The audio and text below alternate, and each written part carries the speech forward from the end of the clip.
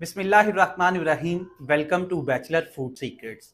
इस चैनल पर आपके साथ बहुत आसान और जल्दी बन जाने वाली रेसिपीज शेयर की जाती हैं ताकि आप अपने घर में रहकर या फिर घर से दूर रहकर इन्हें बहुत आसानी से बना सकें।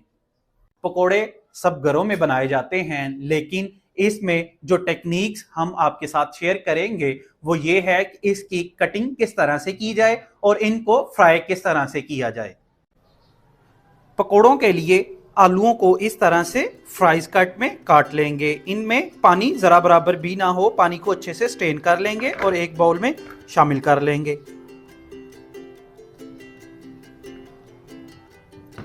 इसके बाद इस तरह से कटा हुआ प्याज शामिल करेंगे, थोड़ा सा मोटा, इसको भी इसी बाउल में शामिल कर देंगे। और मोटी थोड़ी सी कटी हुई पालक वो भी इसी बाउल में शामिल कर देंगे।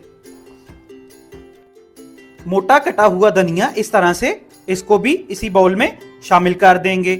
और 3 से 4 सब्ज मिर्चें बारीक कटी हुई ये भी शामिल कर देंगे। सब चीजें अच्छे से मिक्स करने के बाद 1.5 टेबलस्पून नमक का शामिल कर देंगे, 1.5 टेबलस्पून कुटी हुई लाल मिर्च शामिल कर देंगे, 1 टीस्पून अनारदाने का शामिल कर देंगे। ये ऑप्शनल है, अगर आप चाहें तो इसको ऐड कर सकते हैं। 1 टेबलस्पून खुश्क धनिया उसको शामिल कर देंगे, 1/2 टेबलस्पून अजवाइन का शामिल कर देंगे और 1/2 टेबलस्पून हल्दी का शामिल कर देंगे।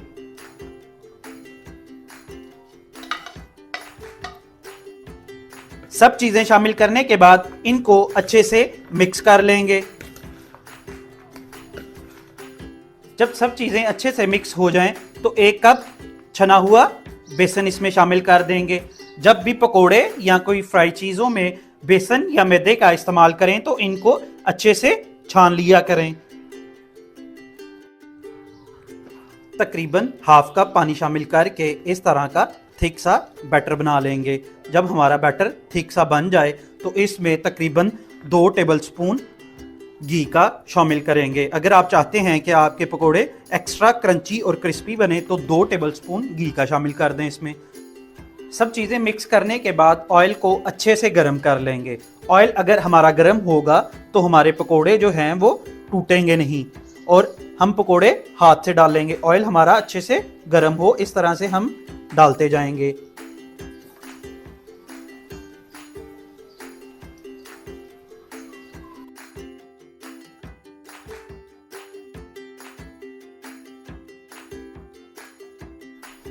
अक्सर हम जब पकोड़े घर में बनाते हैं तो हमारे पकोड़े जो है वो ऑयल ऑब्जर्व कर लेते हैं या फिर ऊपर से जल जाते हैं। उसकी वजह यही है कि हमारा टेम्परेचर मेंटेन नहीं होता। जब हम पकोड़े डालेंगे तो हमारा फ्लेम तेज़ होना चाहिए और जब हम इनको डाल दें इसके बाद हम फ्लेम को थोड़ा सा मीडियम टू लो कर देंगे ताकि ये अंदर तक पक जाएं।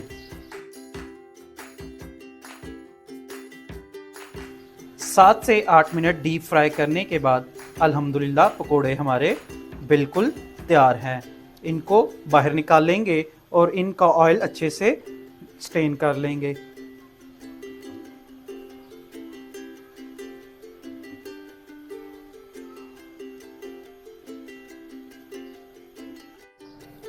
और इसी तरह से बाकी पकोड़े भी हम फ्राई कर लेंगे।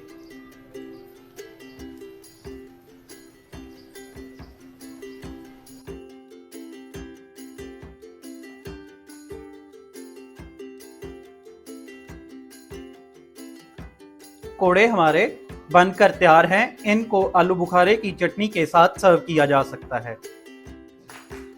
मजीद इस तरह की अच्छी अच्छी रेसिपीज देखने के लिए चैनल को सब्सक्राइब कर दें और दोस्तों के साथ वीडियो को शेयर भी कर दें।